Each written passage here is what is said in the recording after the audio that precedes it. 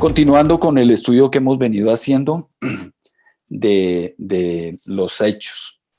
Y bueno, pues aquí tenemos nosotros que revisar nuevamente por qué estamos trabajando estos temas. La idea básicamente es que nosotros tengamos pues una mayor claridad acerca del mundo, de la condición actual en la cual nos estamos moviendo, las circunstancias actuales de la sociedad a la que debemos predicarle el evangelio. Por eso el seminario pues lo titulamos Hechos siglo XXI y pues lo vamos a enfocar en dos direcciones como les he hablado. Vamos a estar mirando otras formas de compartir el evangelio y tener muy claro que el Espíritu Santo sigue actuando, que el mensaje no ha cambiado, que nosotros tenemos que buscar nuevas estrategias para predicar el evangelio, pero el mensaje es el mismo, las mismas verdades eternas del evangelio del Señor Jesucristo. Bien, tenemos que tener en cuenta que el mundo es dinámico, que ha ido cambiando y que hoy día ocurren muchísimas cosas nuevas, no necesariamente todas buenas.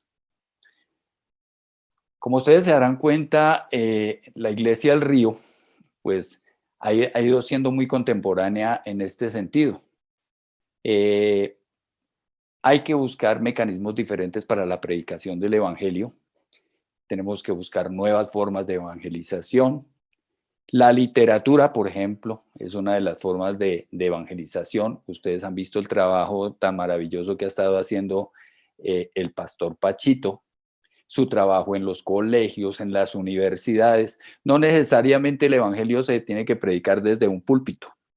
El teatro, el cine, la música, las artes en general sirven para llevar el mensaje, las misiones, como ustedes han visto que el Río lo hace. Todo el trabajo que se hace con las entidades del gobierno, los entrenamientos, como por ejemplo los entrenamientos de bomberos, son excusas para estar predicando el evangelio. Y miren ustedes cómo en nuestra iglesia pues se hace un trabajo muy, muy serio en ese sentido y sobre todo muy actual, muy contemporáneo con las nuevas circunstancias del mundo actual. Recordemos que nosotros estábamos mirando los hechos desde dos enfoques. Los hechos que están ocurriendo en el mundo secular, cuál es la realidad que en este momento tenemos en el mundo secular y los hechos del Espíritu Santo en la iglesia en este siglo XXI, las cosas que el Espíritu Santo está haciendo. Hay una cantidad de cosas que están ocurriendo en el mundo, pero también hay una gran cantidad de cosas que el Espíritu Santo está haciendo a todo nivel. Y pues obviamente la predicación del evangelio, el llevar el mensaje, es una tarea que el Espíritu Santo hace a través de nosotros. Entonces tenemos que estar, pues digamos, en esa sintonía. Bien. Habíamos hablado de tres pilares filosóficos del mundo actual. Las cosmovisiones que tienen los jóvenes en la actualidad. Y hablábamos del secularismo, que es la muerte a la religión, ¿no?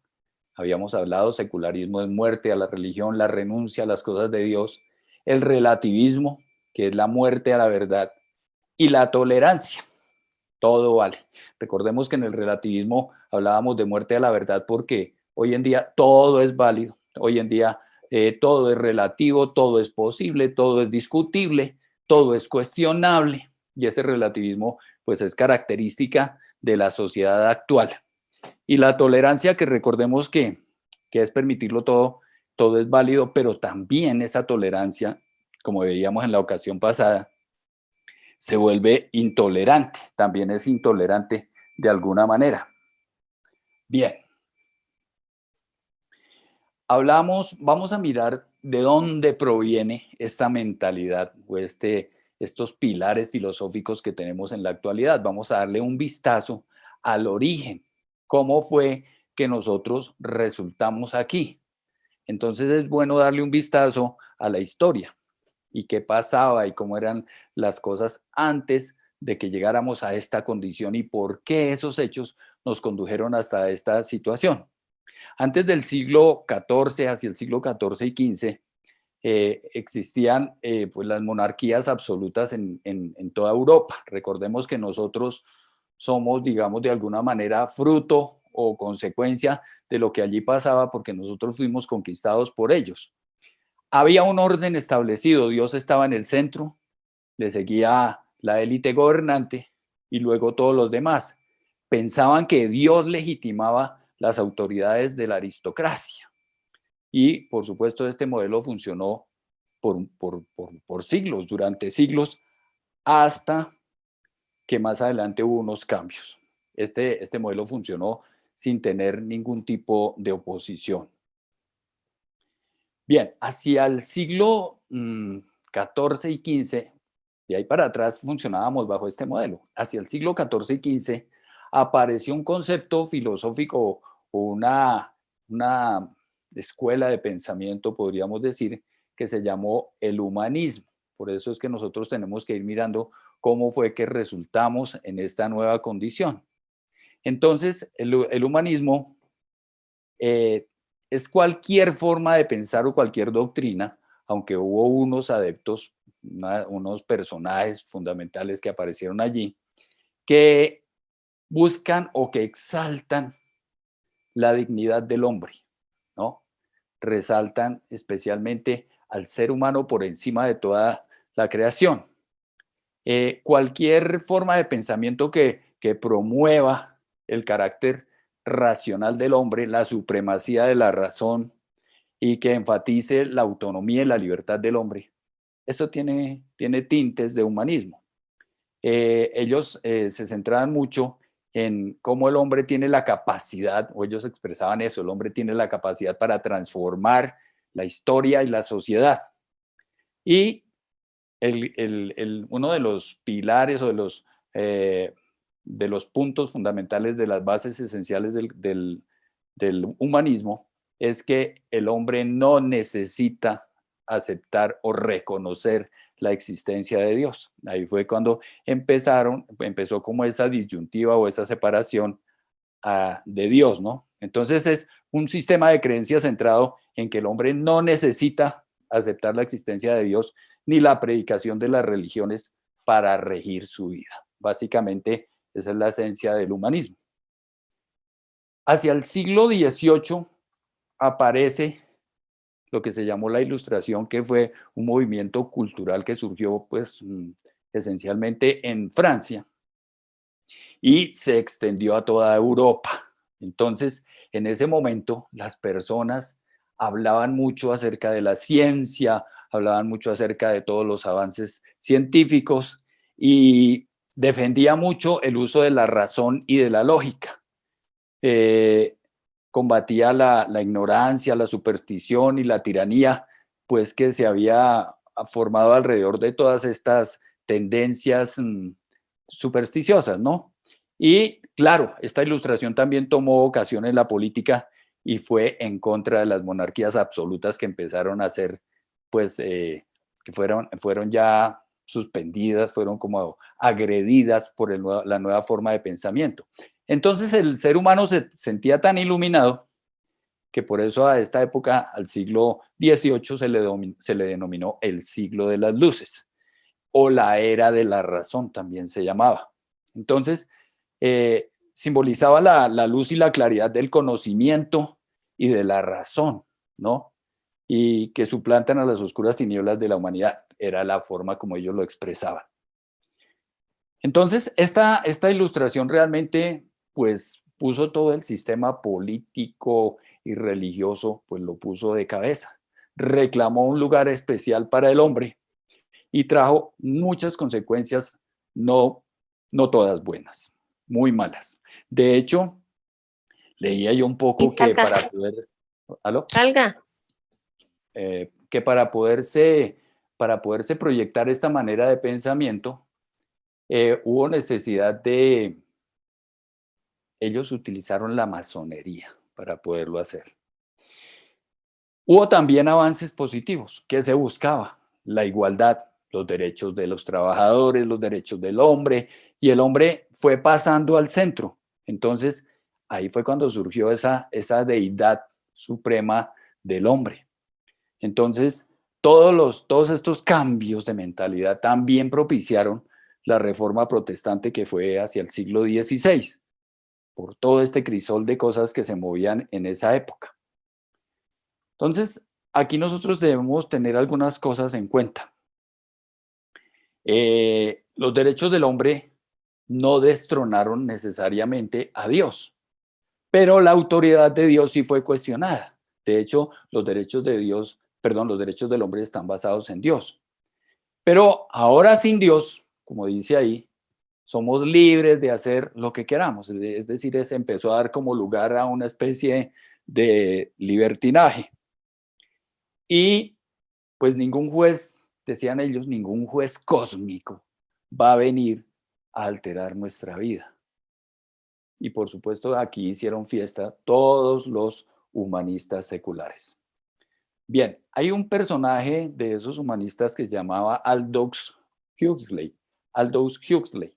Él declaraba esto, dice, nos opusimos a la moralidad porque interfirió en nuestra libertad sexual. Es decir, la moralidad y todas las sanas costumbres que de alguna manera se traían y que por supuesto venían afianzadas en una concepción muy religiosa, impropia de alguna manera, pues todas fueron quedando atrás, fueron como quedando en el pasado. Entonces, prácticamente lo que ellos consideraban es que Dios estaba haciendo estorbo al libertinaje y el orden que se tenía o que se fue estableciendo fue esto: Dios en el centro, después el hombre y Dios en el centro y después solo el hombre sin Dios. Es más o menos el enfoque de todas esas formas de pensamiento. Entonces, por supuesto, aquí hubo un intento fallido y la verdad es que nosotros provenimos de esa revolución espiritual, ¿no? Ha impactado a la juventud actual de una manera muy fuerte hoy día. Entonces, la manera que tienen los jóvenes, quiénes son, cómo piensan, cómo viven, cómo actúan, ha sido muy influenciada básicamente por esto. Y entonces, pues acá surge la pregunta,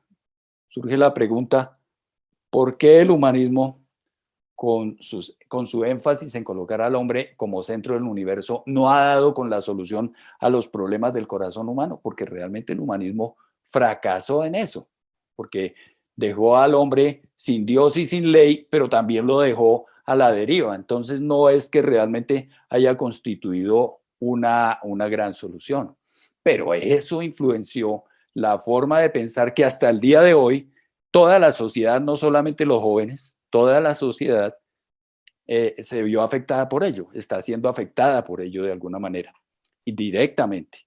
Entonces, cuando uno se pone a analizar esto desde el punto de vista del pensamiento y el enfoque de la palabra, pues uno encuentra básicamente dos errores principales. Uno, considerar que el hombre es bueno por naturaleza, error craso, porque eso no es cierto.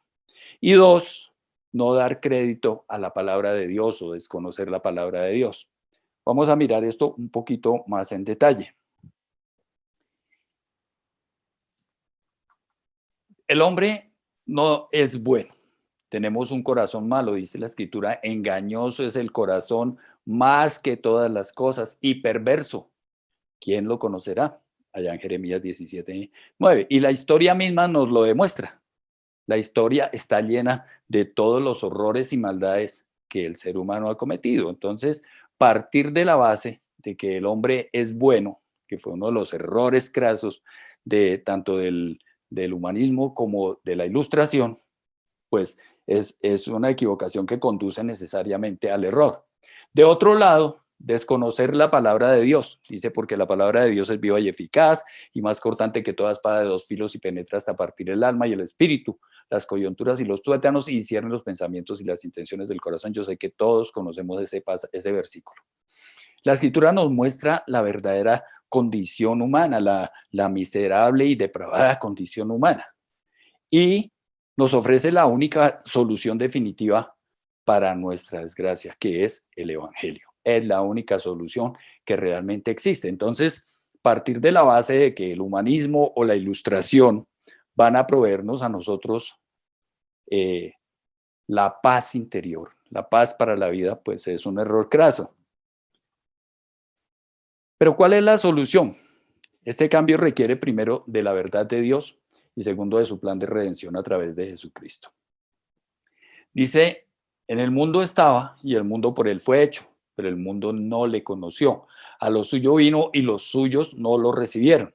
Mas a todos los que le recibieron, a los que creen en su nombre, les dio potestad de ser hechos hijos de Dios, los cuales son engendrados de sangre, no son engendrados de sangre, ni de voluntad de carne, ni de voluntad de varón, sino de Dios. Solo por la gracia de Dios se puede cambiar la perspectiva del ser humano. Bien, entonces a la hora de ir enfrentando el problema, es necesario entender que nosotros tenemos la necesidad de renacer espiritualmente y que solo el Señor puede transformarnos y que solo así tendremos el amor que es fruto del Espíritu Santo, solo a través de su presencia en nosotros. Y por eso ahí en Romanos 5:5 dice, y esta esperanza no nos defrauda porque Dios ha derramado su amor en nuestro corazón por el Espíritu Santo que nos ha dado. Es decir, el verdadero cambio, la verdadera forma de tener una vida realmente plena, una existencia realmente útil, es a través de una transformación total del ser, transformación que solamente la puede realizar Dios en cada persona cuando recibe en su corazón al Señor Jesucristo y viene el Espíritu Santo a morar en nuestros cuerpos. Entonces es la forma de enfrentar el problema. Dice, y circuncidará Jehová tu Dios tu corazón y el corazón de tu descendencia, para que ames a Jehová tu Dios con todo tu corazón y con toda tu alma, a fin de que vivas. Eso está allá en Deuteronomio 36. Entonces, ni la ilustración, ni las propuestas políticas, ni las propuestas sociales humanistas han funcionado jamás para cambiar el corazón de los hombres. Para que podamos amar, necesitamos que Dios transforme nuestros corazones. El cambio debe ocurrir en lo más profundo de nuestro ser, al interior de nuestra vida. Y solo la obra del Señor Jesucristo en la cruz y la obra del Espíritu Santo en cada uno puede lograr esto. No hay otra forma. Estas formas, que son las verdaderamente útiles, son desconocidas por estas formas de pensamiento que han influenciado nuestras vidas hasta el día de hoy, y las sociedades hoy en día somos consecuencia de todo lo que surgió en esa época. Entonces, realmente el humanismo no es la solución. El humanismo realmente es irreconciliable con la verdad. Y claro, nosotros por ser creyentes, pues vamos a tener necesariamente oposición, y estas son las cosas que nosotros tenemos que tener claras a la hora de ir a predicar el evangelio hoy en día, y es posible que empeoren aún más cuando las cosas vayan cambiando, porque todos sabemos que necesariamente hacia el final de los tiempos las cosas van a ser aún más difíciles. Entonces las propuestas humanistas no son la solución. Entonces, otro error muy común es tratar de reconciliar esas propuestas humanistas con la Biblia, porque no va a haber reconciliación entre ellas. El humanismo no puede traer paz al corazón. Solamente eso lo logra la presencia del Espíritu Santo en nuestras vidas a través de la obra que el Señor Jesucristo hizo en la cruz. Por eso tuvimos acceso a Él. Entonces, hay algo que nosotros tenemos que tener muy claro y muy en cuenta, y es que estamos predicándole a un mundo humanista, a un mundo con una mentalidad que está basada en la racionalidad y que perdieron de vista la relación, el trato, la comunión con Dios. Entonces, que nosotros sigamos haciéndolo, pues produce mucho regocijo en el cielo, como ustedes saben que lo dice la Escritura, y es nuestra tarea seguir predicando el Evangelio en medio de todas estas circunstancias. Por eso cuando oramos por Colombia y cuando oramos por soluciones y cuando nosotros pensamos en la situación actual, en el momento particular que estamos viviendo en Colombia, en la historia de Colombia, las elecciones, recuerden que estamos al borde de unas elecciones muy particulares que nunca antes se habían presentado. La posibilidad de tener unas mentalidades completamente diferentes y unos enfoques completamente diferentes no se habían dado antes en la historia. Pero nosotros en medio de estas circunstancias, lo que tenemos que tener en cuenta es que la solución no la tiene un político, sino que la solución verdadera está en que nosotros prediquemos más este evangelio, que cada día haya más personas rendidas al Señor, que más y más colombianos cada año rindan su vida al Señor. Entonces, tenemos que tener en cuenta que predicamos a este mundo humanista y en esas condiciones debemos trabajar.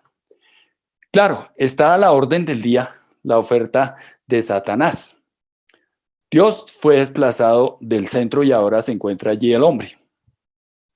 Lo irónico de este asunto es que cuando el hombre decidió matar de su vida a un Dios, creamos millones más de dioses, o sea, cada uno de nosotros. Y el problema es que nosotros somos dioses muy terribles, muy malos, por lo que habíamos dicho. Engañoso es el corazón del hombre, es nuestra naturaleza consecuencia de la caída.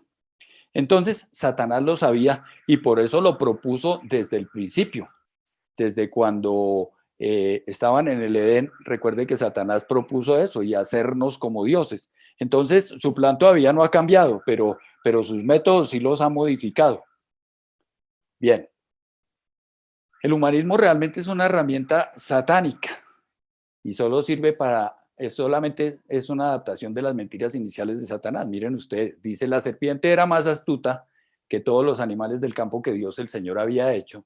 Así que le preguntó a la mujer: ¿es verdad que Dios les dijo que no comieran de ningún árbol del jardín? Podemos comer del fruto de todos los árboles, respondió la mujer.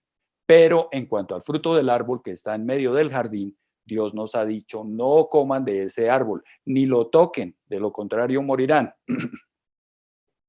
Pero la serpiente le dijo a la mujer: no es cierto, no van a morir. Dios sabe muy bien que cuando coman de ese árbol, se les abrirán los ojos y llegarán a ser como Dios, es el planteamiento que ustedes ven que aparece allí en esas formas de pensamiento. Llegar a ser como Dios, y es efectivamente la misma propuesta satánica vigente todavía. Se ha adaptado a las nuevas circunstancias, ha aprovechado el pensamiento equivocado, el pensamiento desviado de los hombres para seguir en pro de su misma intención inicial. Entonces dice: llegarán a ser como Dios, conocedores del bien y del mal. Hoy nuestra sociedad, nuestros jóvenes particularmente, se encuentran interconectados y además son muy parecidos. La cultura social globalizada que tenemos hoy día, hablando de jóvenes entre 17 y 35 años, están en todas las ciudades importantes del mundo. Son más de 1.000 millones de personas y son muy parecidos. ¿En qué sentido son muy parecidos? Visten igual, ven las mismas películas, escuchan la misma música, se ven y actúan de la misma manera y están más conectados que nunca. Su forma de conexión obviamente es Internet. Bien, pero es algo que nosotros debemos tener muy en cuenta. ¿Cómo es la juventud actual? Son muy parecidos en todo el mundo. Veamos algunos datos. En Estados Unidos, en promedio, los jóvenes pasan 12 horas y 7 minutos consumiendo medios.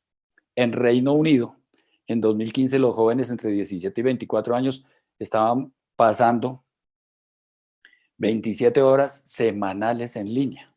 Han aumentado 17 horas a partir de 2005. En Australia pasan 10 horas al día en línea, en Internet, interactuando principalmente con las redes sociales, que son, digamos, como el mayor atractivo. En 2018, Facebook tenía 2.23 mil millones de usuarios que consumían o pasan en promedio 2 horas y 27 minutos, que son casi 2.5 horas al día, interactuando principalmente en las redes sociales. Entonces, es un tiempo demasiado grande el que se le dedica a esto, ¿no? Y el segundo tiempo más alto era el de los dedicados al ocio, era la televisión. En ese momento era 2.8 horas hacia 2017. Contrastan con esto el tiempo dedicado para leer, que es de apenas 10 minutos por día, El tiempo para hacer ejercicio, que apenas es de 17 minutos diarios, en promedio, recuerden que estas cuentas se sacan sobre promedio general. Para comer y beber se gastan 1.24 horas diarias. Y si el concepto o el dicho que dice que tú eres lo que comes, si ese concepto es cierto, pues la sociedad actual está siendo moldeada por las redes sociales, por el entretenimiento en línea, y el impacto realmente está lejos de ser inofensivo. Entonces, son las cosas que nosotros tenemos que ir mirando para ir teniendo en cuenta cuál es el mundo al cual nosotros le vamos a predicar el Evangelio o le estamos predicando el Evangelio. Los cerebros están siendo transformados. Recuerden que cuando estudiábamos el seminario de la formación hablábamos de la neurogénesis, la transformación que va surgiendo nuestros genes como consecuencia del contexto social en el que nos encontramos. Entonces, están siendo transformados nuestros genes y eso va a influenciar sobre nuestra descendencia. Podemos terminar nosotros encerrándonos en comportamientos rígidos, absurdos. Y claro, los entornos de Internet promueven esa lectura superficial, el pensamiento distraído, el aprendizaje superficial y la forma de obrar o de escudriñar apresurada que normalmente se tiene como consecuencia de estas redes sociales. Estamos viviendo una pandemia que es la pandemia de la distracción.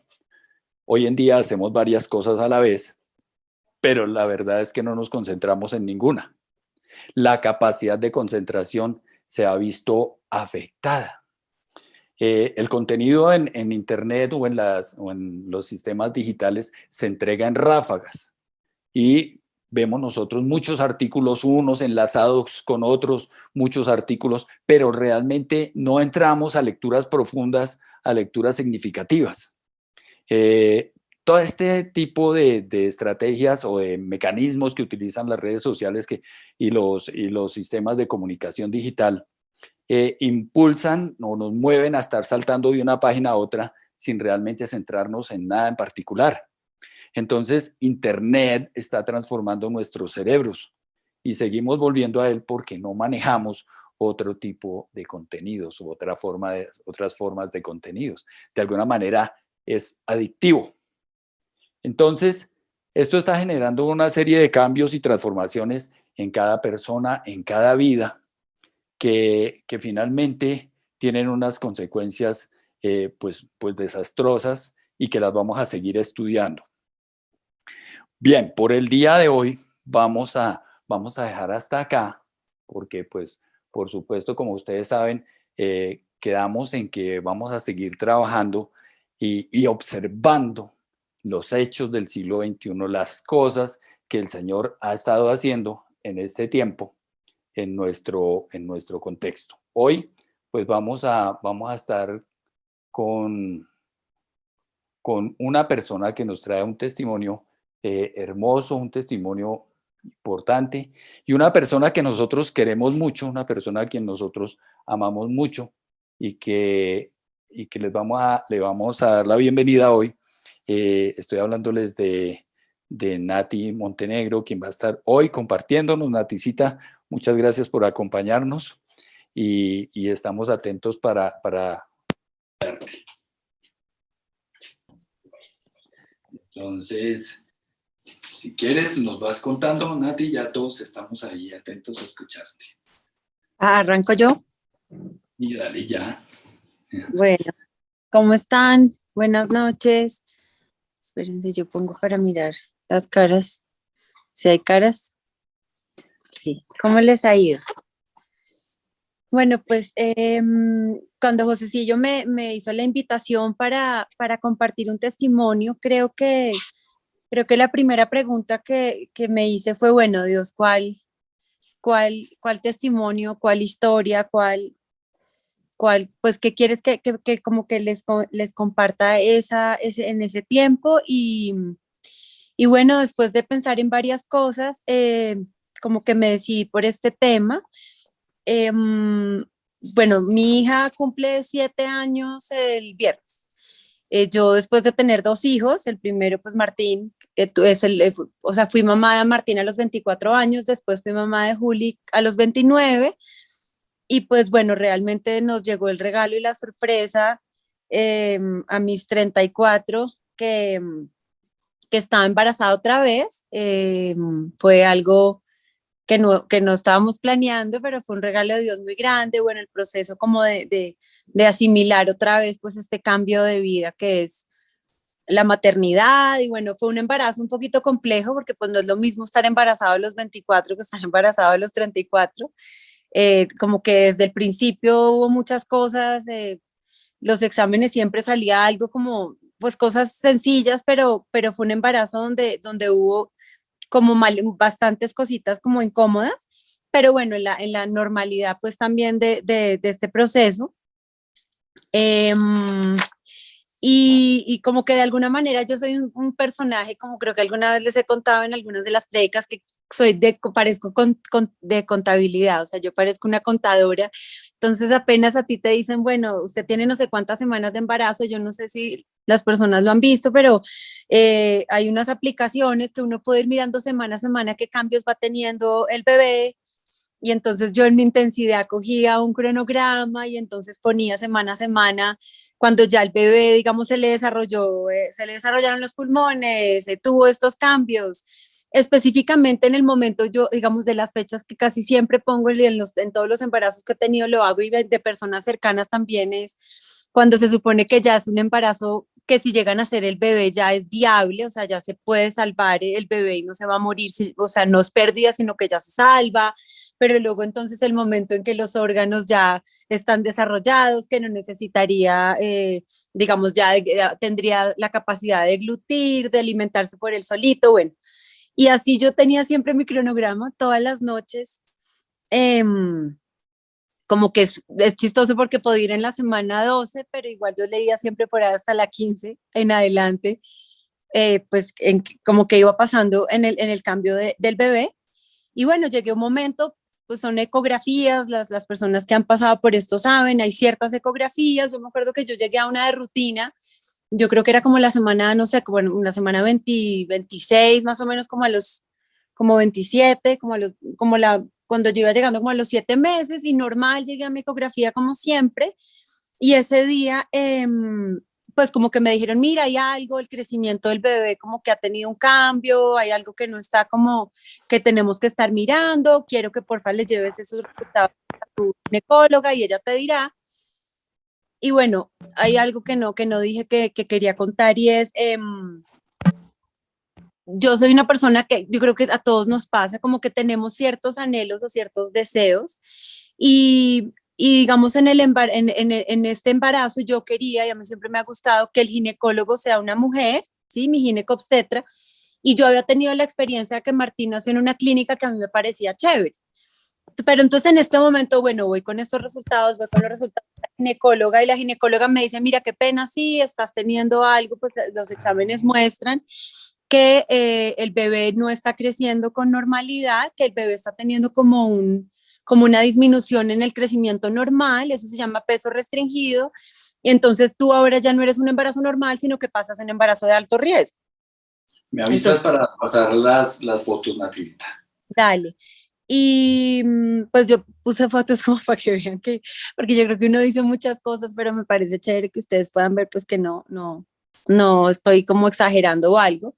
El embarazo venía bien, creo que hay una que yo te pasé, Josecito, que está como las semanas que tenía y las semanas que salían según ecografía. Esa es o sea, si ustedes ahí ven ahí arriba dice como la primera, dice 21 weeks y 4 days. Esa es por fecha de última regla, FUR es fecha de última regla y abajo está lo que supuestamente entonces ya era según la ecografía, según el crecimiento de la ecografía y ahí tenía como 3 días menos, pero eso no era relevante en ese momento, las cosas iban súper bien. Y como les digo, hay una que no encontré que fue cuando la cosa empezó como a cambiar, o sea que esta diferencia se empezó a hacer un poquito más notoria y es que les digo que la doctora me mandó a donde un médico especialista en embarazo de alto riesgo que realmente no era lo que yo quería, porque pues me tocó un hombre, a mí no me parecía chévere con hombre, y este doctor además atendía en una clínica que tampoco era la que a mí me gustaba. Entonces, bueno, como que de alguna manera también obviamente uno empieza el proceso, que creo que todos vivimos en muchos momentos de nuestra vida donde uno tiene sus expectativas, tiene sus deseos y pues las cosas empiezan a cambiar y obviamente yo, bueno, Dios, me importa, pues lo que tú quieras. Y como que de alguna manera no fue algo que me angustió en el momento, pero cuando empezaron a pasar las semanas, entonces ya obviamente me dijeron, mira, ese doctor ya cuando me vio, me hizo un dibujo que por ahí lo tengo, yo no, yo creo que ahí ves que hay como unos dibujos de unas bolitas, José, en las fotos. Uno que hay unas bolitas, no, que él pintó una cosa como unos mamarrachitos ahí, eso. Entonces ahí él me explica, mira, lo que pasa es que tu bebé no está, algo está pasando y el bebé no está teniendo el suficiente como nutriente en el vientre y el bebé lo que empieza a hacer es a restringir el crecimiento en su estómago para que todo el nutriente se vaya a la cabeza. Entonces, por eso si ustedes ven ahí, él señala como la parte del estomaguito que es como lo que en Emilia empezó a generarse una diferencia grande en el crecimiento. Entonces, bueno, ahí explica el señor eso y entonces explica que me toca hacerme ecografías cada 2 semanas y obviamente el doctor te dice, bueno, el tema que está pasando es que el bebé está de alguna manera luchando por seguir adelante, pero en el momento en que veamos que esto baja mucho, pues nos toca detener el embarazo para que el bebé nazca. Pero eso sí, más o menos desde ese momento los médicos dicen, y el niño va a nacer y va a estar en incubadora, tranquila. A mí me hicieron unos estudios porque esto se puede dar porque la placenta no está alimentando bien al bebé, pero en mi caso la placenta estaba bien. Entonces no se sabía la razón pues por la que Emilia estaba teniendo como este comportamiento en la barriga. Y aquí entonces empieza un proceso que ahí más, ahora les muestro también, como que cada 2 semanas se volvía un poquito más grande la diferencia entre lo que Emilia tenía de semanas y el crecimiento que Emilia estaba pues manifestando. Eh, Hay algo que de alguna manera para nosotros era importante en la familia y es que creo que el enemigo también se vale de temores, de experiencias de nuestro pasado. Yo vengo de una familia que no, pues yo tuve una hermana que se murió, ella nació con una enfermedad genética y se murió a los 5 meses y fue un proceso complejo porque en ese momento, o sea, mi mamá nunca supo en el embarazo que algo estaba mal y fue en el momento del parto cuando mi papá siempre quiso tener hijos y él se acercó al doctor, ay, es un niño y el doctor le dice, no, no solo no es un niño, sino que venga y le explico algo y bueno, ella nació con una enfermedad bien delicada, una malformación del cromosoma, no sé qué cosas.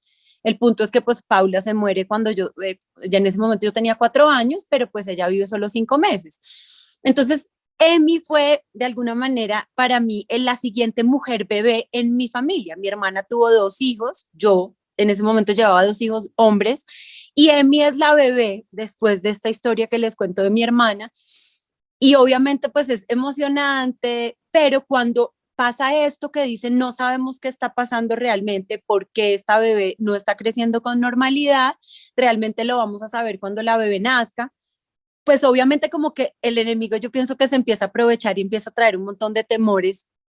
Sobre todo hay un versículo, un salmo que a mí me gusta mucho, un versículo en un salmo que es el Salmo 59:6 y dice que vienen en las noches como perros y gruñen. Sí, por si alguno de pronto quiere leerlo, pero dice, por las noches vienen y empiezan como a acechar, ¿sí? Y habla como si fueran unos perros, pero cuando vemos todo el Salmo 59 habla obviamente como del ataque, y para mí este versículo era impresionante porque decía, vuelven por la noche, específicamente habla de que vuelven por la noche, no sé si lo tienes ahí, Josecito, que te vi que fuiste por Biblia. Sí, ya lo estoy buscando, 59:11. 59:6. 59:6, ya. Yo lo tengo. Dale. ¿Ahí lo tienes?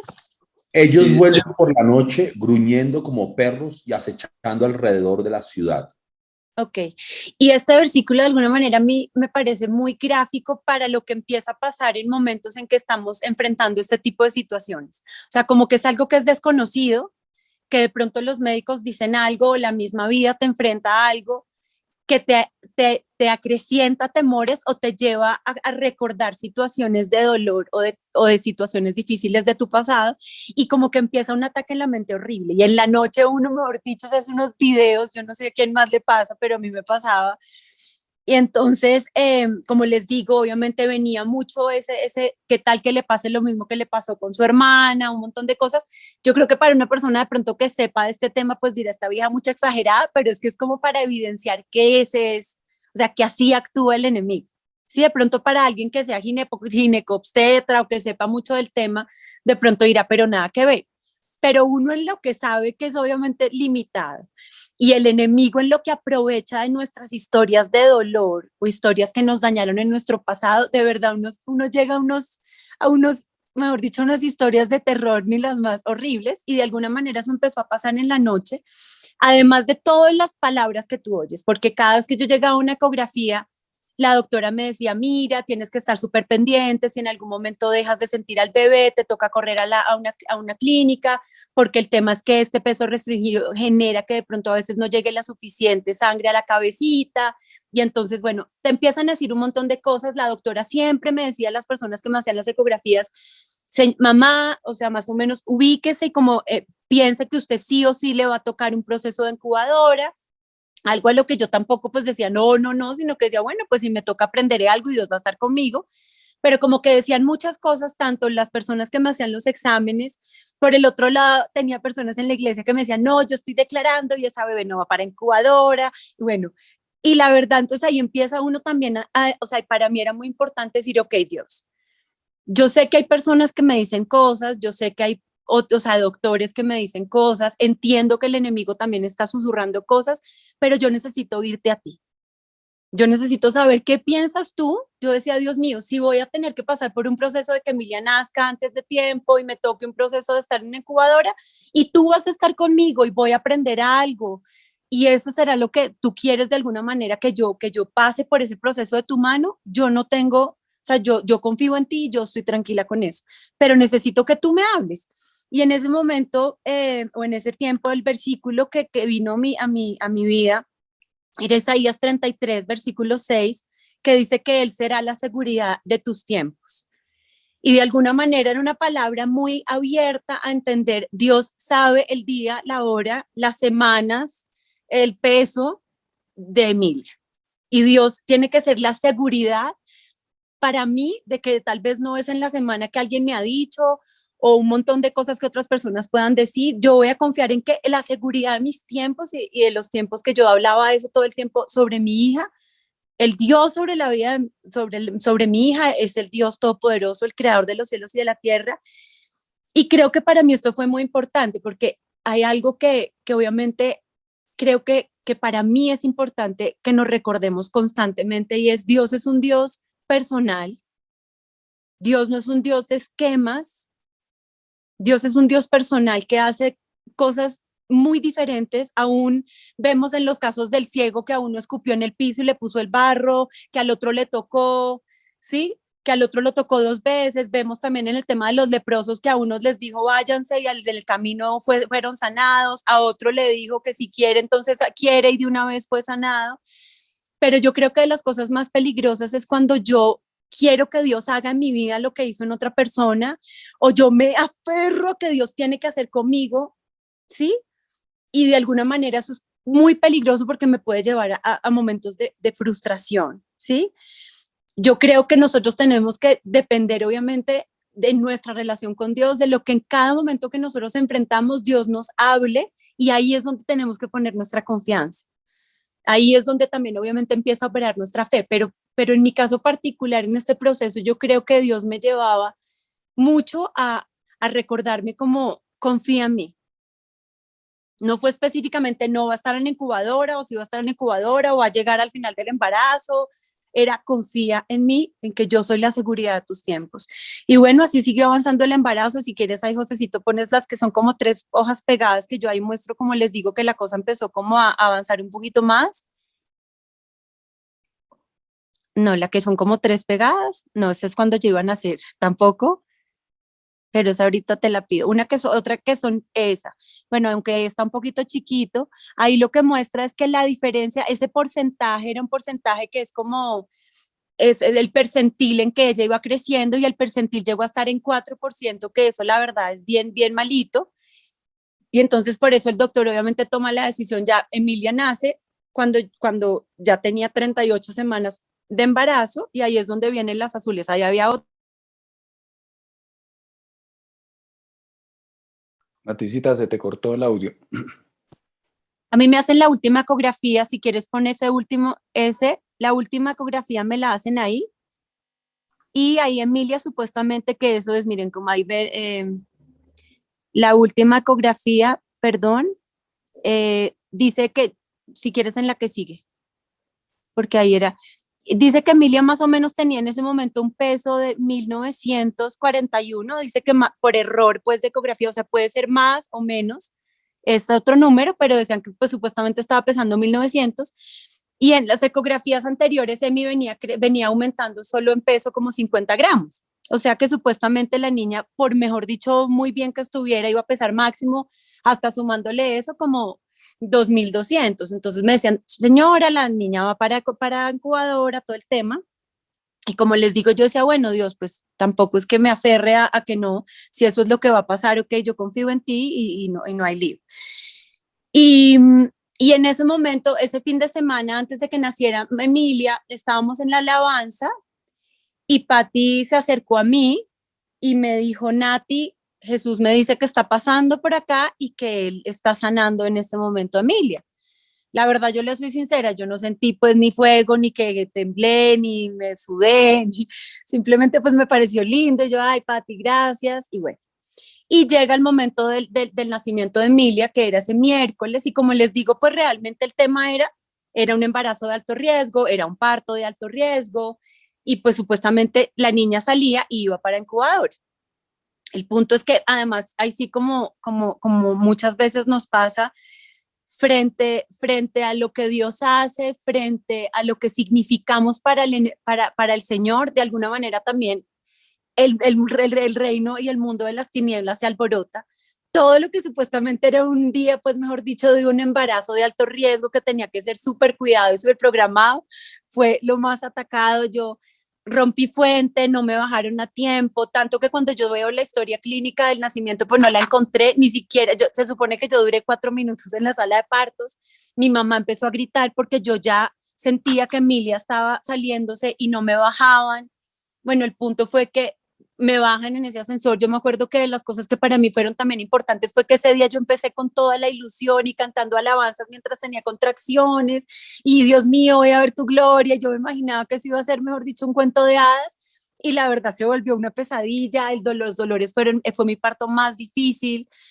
Fue mucho tiempo, fueron 40 minutos en alumbramiento, tanto que cuando yo llegué como les digo, fue un momento también cuando me metieron a ese ascensor y yo me acuerdo que hubo un momento de mucho dolor físico, pero también en el fondo como que yo dije, yo sentí como, Dios mío, ¿qué pasó? O sea, ¿dónde estás? Como que, ¿qué pasó? ¿Por qué tanto dolor? Supuestamente era alto riesgo, entonces yo ahí dije, ¿qué tal que mi hija se muera? Bueno, muchas cosas. Y cuando llegué a la sala de partos y me vio el doctor como jefe o como yo no sé cómo se maneja eso, pero el señor que me vio empezó a gritar y a decir, esto no nos puede pasar, esto no nos puede pasar porque no le habían bajado. Y pues entonces tampoco me daba mucha tranquilidad que todo esto estuviera como tan alborotado. A uno lo cogen como un pedazo de carne, me pasaron de una camilla a otra y el punto es que como les digo, era además el momento en que van a hacer y se va a saber o qué tiene o qué es lo que pasa y supuestamente no era pues como les digo un parto muy sencillo. El punto es que bueno, gracias a Dios nace Emilia, no llora tan de inmediato, pero de todos modos es como un momento de mucha angustia, de mucha tensión y cuando para mí la sorpresa fue que me la pasaron porque como me habían dicho, es más, ahí estaba listo todo lo de neonatos, la cosa, porque pues, y cuando me la pasan, yo dije, Dios mío, y el doctor dice, la niña pesó 2490, o sea, Emilia raspó la olla para que la dejaran en la incubadora. Me la entregaron, sí era chiquita, pero de alguna manera el peso, como les digo, máximo que supuestamente en ese momento habían dicho que iba a tener era como 2200 y pues esos 300 casi gramos me daban la posibilidad de quedarme con la niña. Además, pues la revisan y todo está bien. Obviamente, pues como les digo, para mí fue un milagro. Me acuerdo mucho también que cuando llegué al cuarto y mi papá la vio, no fue un milagro solo en mi vida, ¿sí? No fue solo el reconocer que sí, que Dios pasó. Un bebé, lo que yo leí, como les digo, pues tampoco soy doctora, pero es más o menos lo normal es que en esas últimas semanas ganen como 500 gramos de peso. Como les digo, Emilia en las últimas venía ganando 50 y esa semana que fue cuando Pati oró por mí y dijo que Dios me sanaba, Emilia ganó prácticamente esos 500 gramos otra vez. Entonces, realmente la historia completa de cuál fue la sanidad, cuál fue el milagro, cómo fue, lo sabré cuando esté con el Señor, porque pues realmente lo que les digo, lo que sé es esto, pero para mí fue milagro, obviamente, bueno, obviamente sí, el peso fue un milagro evidente, pero también lo que significó para mi familia. Para mi papá ese día, yo tengo esta foto cuando mi papá coge a mi hija y él lloraba porque pues para él fue todo lo contrario a lo que él había vivido unos años antes. Papá, unos años antes estaba esperando un parto normal sin saber lo que iba a esperar, lo que iba a pasar y lo que representó que su hija naciera con esta malformación. Y no sé cuántos años después, porque no he hecho la cuenta, en mi parto, que supuestamente sí todo iba a ser, no se sabe qué pasa, no se sabe qué tiene, no hay algo que no está en orden. Y el milagro es que llego yo al cuarto con Emilia en los brazos y una niña completamente normal y sana. Entonces también siento que el milagro fue un milagro de restauración, un milagro de restitución en mi familia. Pero hay algo que amo también de esta historia y que también por eso lo quería compartir. Emilia, yo le estamos arreglando el cuarto, pues que ya está más grande, y yo le dije, Emi, ¿cuál es tu versículo preferido? Porque quiero hacerte un cuadro con tu versículo preferido. Y el versículo preferido de mi hija, en el colegio en el que están, les toca aprenderse muchos versículos. Y el versículo que a ella más le gusta es uno que dice que Dios está en el cielo y hace lo que le parece. En la versión, o sea, la palabra gringa habla de pleases. Y para mí fue hermoso porque yo digo, en este proceso realmente creo que eso fue lo que yo más quise que pasara y lo que más tal vez me quedó de enseñanza para mi vida y es, Dios hace lo que quiere, Él está en el cielo y hace lo que quiere, ¿sí?